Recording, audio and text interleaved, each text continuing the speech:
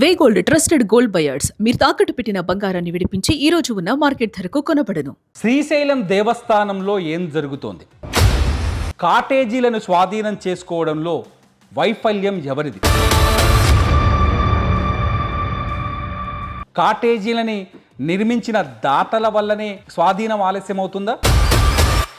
లేదంటే కాటేజీల నిర్మాణం పూర్తయిందని తెలిసినప్పటికీ కూడా అధికారులు పాలక మండలి పట్టించుకోకపోవడం వల్ల ఆలస్యం జరిగిందా? బూచేపల్లి శివప్రసాదరెడ్డి అంశం తెరపైకొచ్చే వరకు శ్రీశైలంలో ఉన్న అధికారులు కావచ్చు, పాలక మండలి కావచ్చు, ఈవో కావచ్చు, ఎందుకు కళ్ళు మూసుకొని కూర్చున్నారు? భక్తుల సౌకర్యార్థం నిర్మించిన ఈ కాటేజీలని దేవస్థానం స్వాధీనం చేసుకోకుండా నిర్లక్ష్యంగా ఎందుకు వదిలేసింది? ఈ ప్రశ్నకి ఖచ్చితంగా సమాధానం ఎవరు చెప్పాలి? శ్రీశైల పాలక మండలి లేకపోతే అక్కడి దేవాదాయ శాఖ అధికారులు చెప్పాలా? హ్యాండ్ ఓవర్ చేయని దాతలున్నారో వాళ్ళు చెప్పారా? ఇక్కడ కొన్ని విషయాల్ని పరిశీలిస్తే చాలా స్పష్టంగా కొన్ని అంశాలు తెరపైకి వస్తున్నాయి. ఎవరైతే బూచేపల్లి శివప్రసాదరెడ్డి ఉన్నారో ఆయన దర్శి ఎమ్మెల్యే, వైసీపీ ఎమ్మెల్యే. ఇక్కడ అధికార పార్టీ వర్సెస్ ప్రతిపక్ష పార్టీ అనేది అన్ని చోట్ల జరుగుతుంది కాబట్టి ఇక్కడ బూచేపల్లి పైన ఆరోపణలు సహజమైన విషయమే, ఒప్పుకుందాం. శ్రీశైల దేవస్థానంలో ఇప్పటి వరకు 7 కాటేజీలు నిర్మాణ దశలో ఉంటూ కొన్ని పూర్తయినాయి, కొన్ని పాక్షికంగా పెండింగ్ పెట్టి శ్రీశైల దేవస్థానానికి హ్యాండ్ ఓవర్ చేయలేదు. అటువంటి వాటన్నిటిపైన కూడా గత ప్రభుత్వంలో నిర్లక్ష్య ధోరణి వ్యవహరించి పూర్తిగా అవి హ్యాండ్ ఓవర్ చేసుకోకుండా ఉన్న కారణంగా కూటమి ప్రభుత్వం అధికారంలోకి వచ్చిన తర్వాత ట్రస్ట్ బోర్డు అక్టోబర్లో నియామకం అయిన తర్వాత వీటి మీద దృష్టి పెట్టి వారికి నోటీసులు ఇవ్వడం జరిగింది. వాటిల్లో ఈ బూచేపల్లి ప్రసాద్ గారు నిర్మించి కాటేజీ పూర్తయినా కూడా వారు హ్యాండ్ ఓవర్ చేయకుండా ఉండడం ఏదైతే ఉందో వారికి గతంలో అనేక సార్లు నోటీసులు ఇచ్చిన కారణంగా వారు నిన్న మీడియాలో వార్త వచ్చిన సందర్భంలో వారి మనిషి చేత రాత్రికి రాత్రే కీస్ హ్యాండ్ ఓవర్ చేయడానికి ముందుకు రావడం జరిగింది. మరి మిగతా 6 దాతలకు సంబంధించిన కాటేజీలను ఎందుకు స్వాధీనం చేసుకోలేకపోయారు? వాళ్ళు కూడా వైసీపీకి సంబంధించిన వ్యక్తుల, వాళ్ళు కూడా ప్రతిపక్ష పార్టీకి సంబంధించిన మనుషుల, వాళ్ళు కూడా ప్రతిపక్ష పార్టీని అడ్డం పెట్టుకొని శ్రీశైలంలో వ్యాపారం చేశారా? ఎందుకు స్వాధీనం చేసుకోలేకపోయారు? స్వాధీనం చేసుకోలేకపోవడంలో లోపాలు ఎవరివి?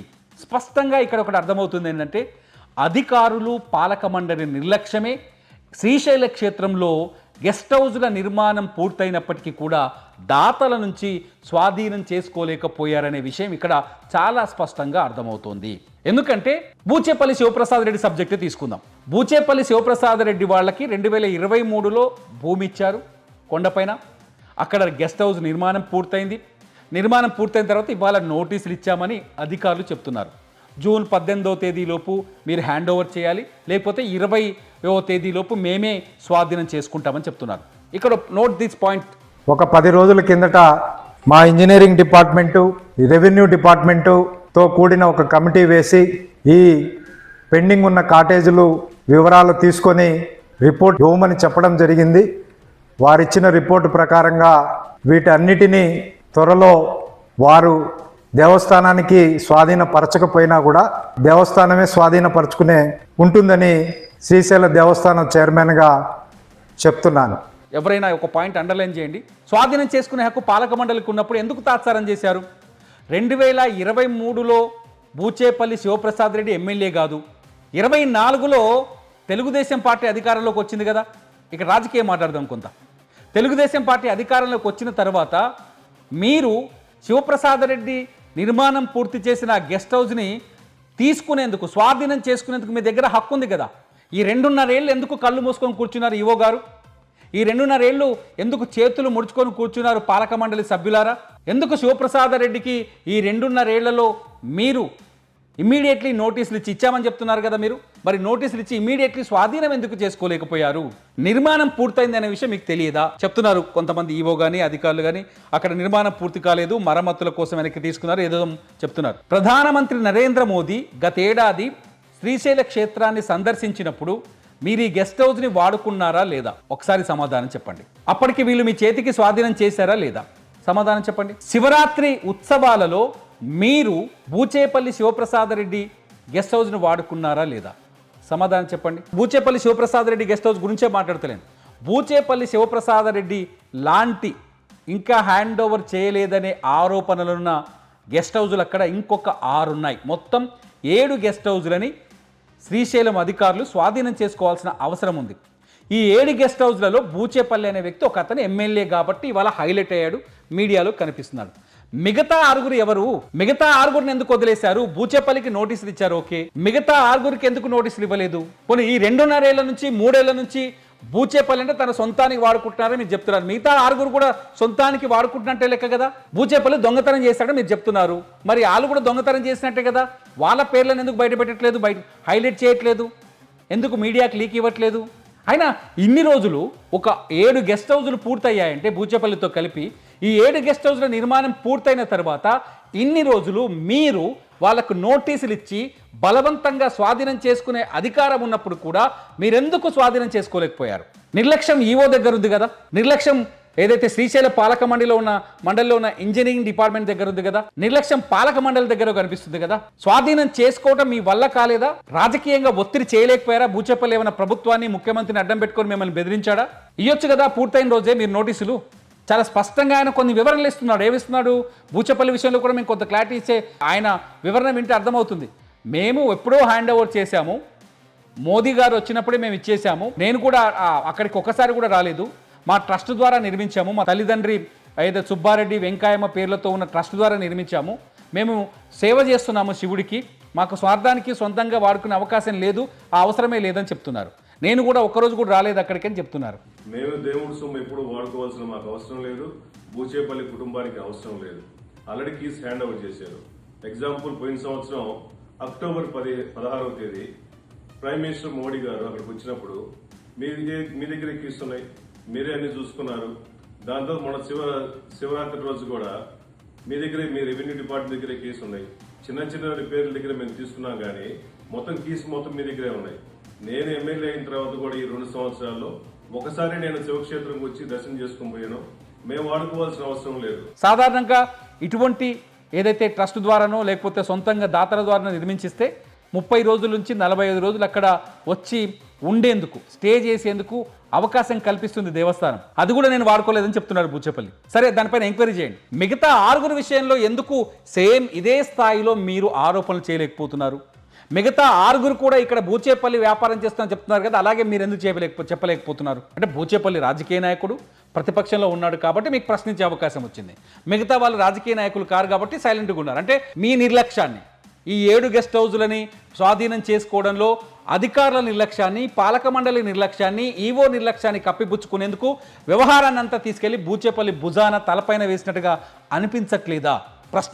ప్రజలు ఇలాంటి ప్రశ్నలు వేస్తారని మీరు ఆలోచించట్లేదా? నిర్లక్ష్యం అధికారంలో ఉండి, నిర్లక్ష్యం పాలక మండలిలో ఉండి, నిర్లక్ష్యం ఈవో దగ్గర ఉండి, ఒక ఎమ్మెల్యే కాబట్టి అలా టీడీపీ ఎమ్మెల్యే అయినా ఉండొచ్చు, ఆ ఎమ్మెల్యే పైన ఎందుకు తోసేస్తున్నారు? ఖచ్చితంగా ఇది పాలక మండలి లోపంగా ఎందుకు చూడట్లేదు? ఎవరైతే ఈవో ఉన్నారో శ్రీనివాసరావు 2.5 ఏళ్లుగా అక్కడ ఈవోగా పనిచేస్తున్నారు.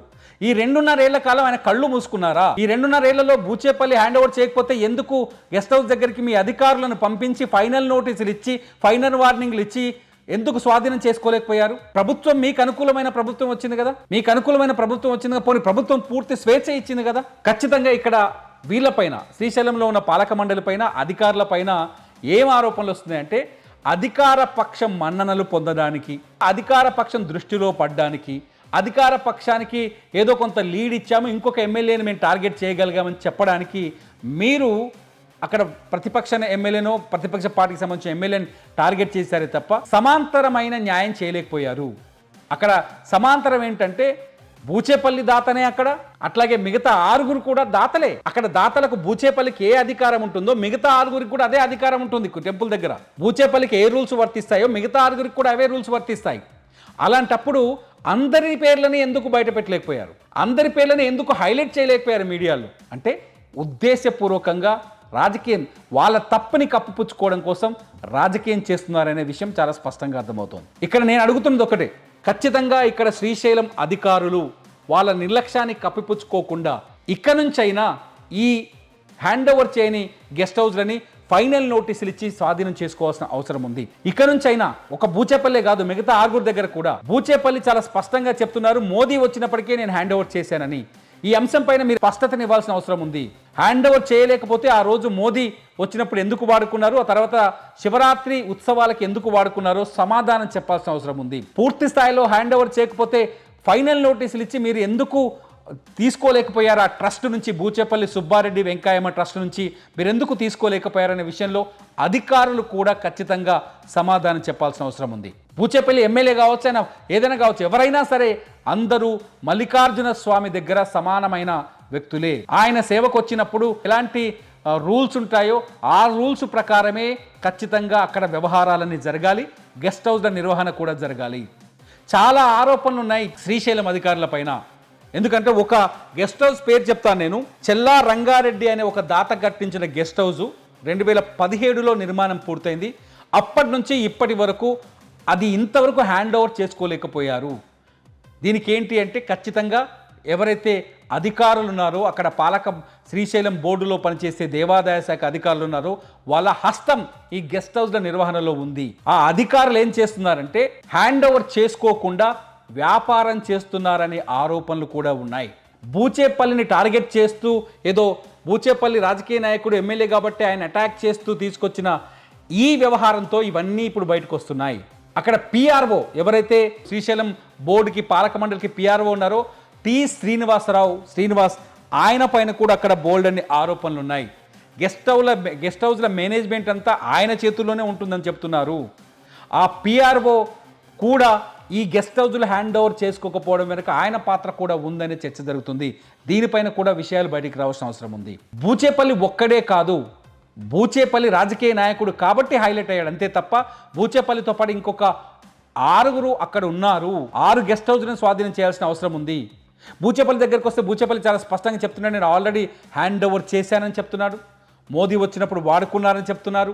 ఆ తర్వాత శ్రీశైలంలో శివరాత్రి ఉత్సవాలకు వాడుకున్నారని చెప్తున్నారు. ఇంకేముంది ఇక్కడ వాడుకుంటే హ్యాండ్ ఓవర్ చేసుకున్నట్టే కదా. బూచేపల్లినే ఎందుకు నిందితుని చేయాలని చూస్తున్నారు ఈ మొత్తం వ్యవహారంలో? అధికారుల నిర్లక్ష్యాన్ని రాజకీయంగా ఎందుకు మారుస్తున్నారు? ఇది ఇక్కడ భక్తులు ప్రత్యేకంగా ఆలోచించాల్సిన అవసరం. ఖచ్చితంగా రాజకీయ లబ్ధి కోసమే గెస్ట్ హౌస్ల వ్యవహారాన్ని తెరపైకి తీసుకొస్తున్నారు తప్ప అధికారుల నిర్లక్ష్యాన్ని కప్పిపుచ్చుకుంటున్నారు తప్ప నిజంగా భక్తులకు సేవ అందించే ఉద్దేశం ఇక్కడ లేదనేది అర్థమవుతోంది. మీరేమనుకుంటున్నారు? మల్లన్న భక్తులు దీనిపైన ఖచ్చితంగా స్పందించాల్సిన అవసరం ఉంది. శ్రీశైలం కొండపైన రాజకీయాలు మానేసి భక్తులకు సేవలు చేస్తే బాగుంటుందనేది మా అభిప్రాయం, మా విజ్ఞప్తి. చూస్తూనే ఉండండి CU TV. నా పేరు తిరుమల్.